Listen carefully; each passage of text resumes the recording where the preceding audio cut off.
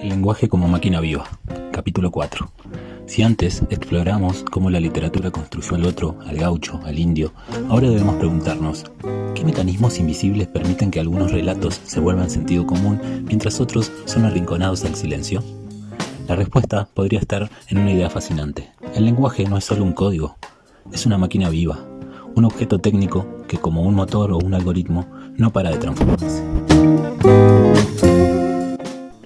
El filósofo Gilbert Simondon lo llamó individuación, el proceso por el cual un sistema, ya sea una sociedad, una tecnología o el propio lenguaje, se reconfigura constantemente al interactuar con su entorno, con su ambiente.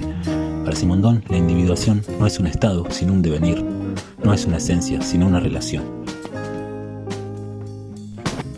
Pero, ¿cómo funciona esta máquina?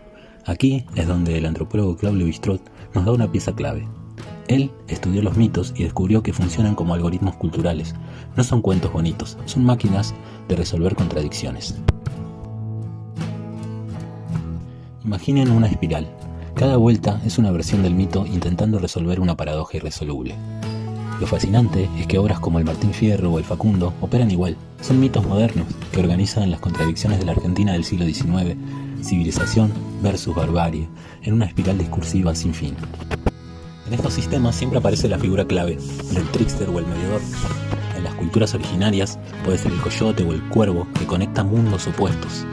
En nuestra sociedad, el juez que media entre la ley y la excepción, o en la Patagonia, el bagual, ese caballo entre lo doméstico y lo salvaje que encarna la resistencia a la dominación colonial.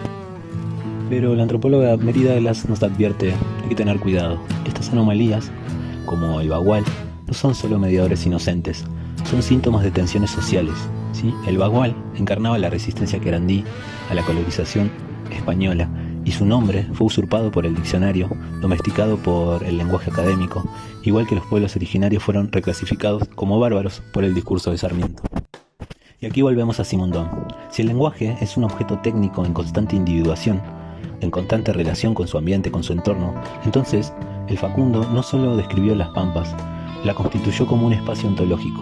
Sus palabras no reflejaban la realidad, la creaban como un algoritmo colonial que clasificaba cuerpos y producía identidad argentina. Pero si el lenguaje es una máquina viva, ¿qué pasa cuando aparecen máquinas nuevas? El filósofo Xu Hui nos ayuda aquí. Él dice que los objetos técnicos contemporáneos, como los algoritmos de IA, ya no se limitan a adaptarse al mundo, generan sus propios mundos mediante bucles recursivos.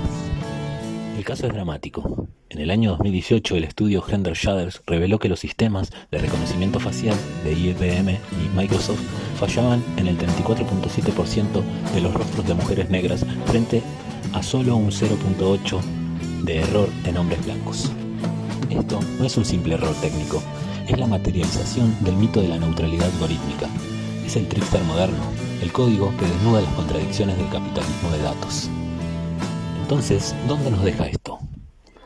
Desde los mitos de Lévi-Strauss hasta los algoritmos de Hui, pasando por las anomalías de Douglas y la individuación de Simondon, hay un hilo común. Ciertos artefactos, sean palabras, mitos o códigos, tienen el poder de convertir lo contingente en ontología.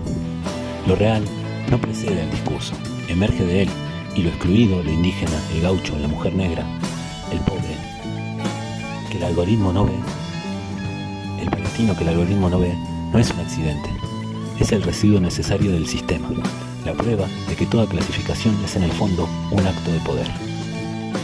La pregunta que nos queda es urgente. En esta era donde las máquinas generan exclusiones que ni siquiera entendemos, ¿qué nuevos baguales deberíamos estar escuchando? ¿Qué anomalías están tratando de decirnos algo que el sistema no quiere oír?